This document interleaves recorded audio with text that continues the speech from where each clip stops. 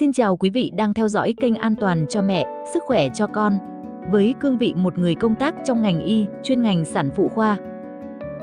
Hôm nay, chúng ta sẽ cùng nhau bước vào một chủ đề rất quan trọng. Một tình trạng không hiếm gặp nhưng lại có thể đe dọa nghiêm trọng đến tính mạng và khả năng sinh sản của người phụ nữ, đó là chữa ngoài tử cung. Trước khi bắt đầu, nếu đây là lần đầu tiên bạn đến với kênh, đừng quên nhấn nút đăng ký và theo dõi đến cuối video nhé, bởi ở cuối chương trình hôm nay, tôi sẽ dành riêng phần thời gian để giải đáp những câu hỏi mà rất nhiều chị em đang lo lắng về dấu hiệu sớm, nguy cơ tái phát và khả năng mang thai sau khi từng bị chữa ngoài tử cung. Những chia sẻ này có thể là chìa khóa giúp bạn bảo vệ chính mình hoặc người thân yêu. Chữa ngoài tử cung, hay còn gọi là thai ngoài tử cung, là tình trạng mà phôi thai không làm tổ trong buồng tử cung như bình thường, mà lại bám vào những vị trí khác bên ngoài như vòi trứng, buồng trứng, ổ bụng hoặc cổ tử cung. Trong đó, phổ biến nhất là ở vòi trứng, chiếm hơn 90% các trường hợp. Vấn đề nằm ở chỗ, những vị trí ngoài tử cung này hoàn toàn không đủ điều kiện để thai phát triển một cách an toàn. Và nếu không được chẩn đoán sớm, thai có thể vỡ, gây xuất huyết ồ ạt trong ổ bụng, đe dọa trực tiếp đến tính mạng người mẹ. Chúng ta hãy cùng nhau tưởng tượng một khoảnh khắc người phụ nữ mang thai, đang hy vọng về một hành trình làm mẹ. Bỗng một ngày thấy đau bụng dưới âm ỉ, kèm ra huyết âm đạo nhẹ, cảm giác có thể giống như đau bụng kinh, hoặc chỉ là cơn mỏi nhẹ vùng hông. Nhưng ẩn sau những triệu chứng mơ hồ ấy lại là một mối nguy rất lớn, bởi vì thai có thể đang phát triển ở một nơi không được thiết kế cho sự sống. Các dấu hiệu thường gặp của chữa ngoài tử cung rất dễ bị bỏ qua nếu chúng ta không để ý kỹ. Một số phụ nữ có thể ra huyết âm đạo bất thường, thấy mệt mỏi, chóng mặt hoặc đau bụng một bên, nhưng không nghĩ rằng đó là điều gì nghiêm trọng. Chỉ đến khi thai vỡ, gây choáng, đau bụng dữ dội và tụt huyết áp, lúc đó mọi thứ đã trở nên khẩn cấp. Đây là lý do tại sao việc nhận diện sớm và đi khám ngay khi có dấu hiệu nghi ngờ là điều vô cùng quan trọng. Chẩn đoán chữa ngoài tử cung ngày nay đã có nhiều tiến bộ. Nhờ sự kết hợp giữa xét nghiệm beta-HCG và siêu âm đầu giò âm đạo, các bác sĩ có thể phát hiện được tình trạng này ngay cả khi còn rất sớm. Nếu được chẩn đoán kịp thời, người bệnh có thể được điều trị bằng thuốc thay vì phải phẫu thuật. Nhưng một khi thai đã lớn hoặc có dấu hiệu vỡ, thì phẫu thuật là điều bắt buộc để bảo toàn tính mạng.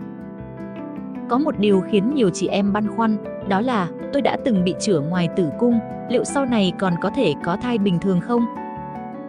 Câu trả lời là có, nhưng cần theo dõi chặt chẽ. Tỷ lệ tái phát chữa ngoài tử cung ở phụ nữ từng mắc có thể lên tới 10 đến 25%, đặc biệt nếu nguyên nhân là do tổn thương vòi trứng.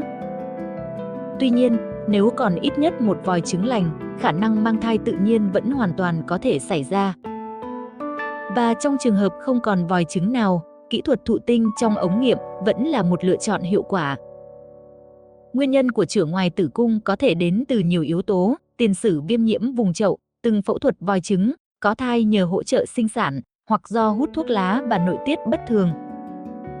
Có những trường hợp không tìm thấy nguyên nhân rõ ràng, và điều đó khiến chị em cảm thấy sợ hãi, không biết liệu có cách nào phòng tránh. Điều quan trọng nhất là hãy đi khám thai sớm, ngay khi trễ kinh vài ngày mà có kết quả thử thai dương tính. Việc này không chỉ xác định được vị trí thai mà còn giúp phát hiện những bất thường tiềm ẩn.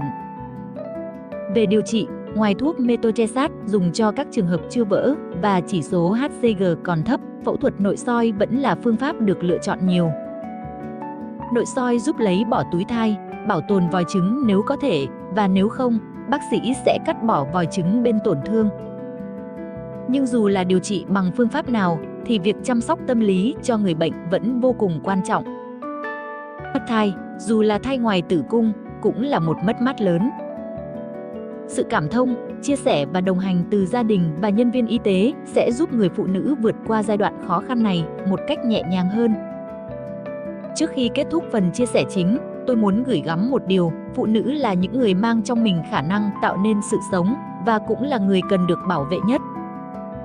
Việc chăm sóc sức khỏe sinh sản không chỉ là trách nhiệm của bản thân người phụ nữ mà còn cần sự quan tâm của cả cộng đồng. Và bây giờ, như đã hứa, chúng ta sẽ đến với phần giải đáp những thắc mắc thường gặp về chữa ngoài tử cung với tất cả sự thấu hiểu và chuyên môn. Câu hỏi đầu tiên, bác sĩ ơi, có thể mang thai song song một thai trong tử cung và một thai ngoài tử cung được không? Câu trả lời là có. Tình trạng này gọi là chữa dị hợp, rất hiếm gặp nhưng có thể xảy ra ở những phụ nữ được hỗ trợ sinh sản. Trong trường hợp này, thai ngoài tử cung cần được xử trí mà vẫn cố gắng bảo tồn thai trong tử cung nếu có thể. Câu hỏi thứ hai, làm sao để phân biệt đau bụng do chữa ngoài tử cung với đau bụng do các nguyên nhân khác? Đây là điều khó nhất vì triệu chứng ban đầu khá giống nhau.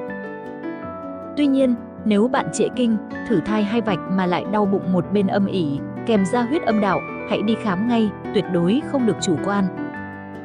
Câu hỏi cuối cùng, tôi đã từng chữa ngoài tử cung và phải cắt một vòi trứng, có nên lo lắng về khả năng làm mẹ không?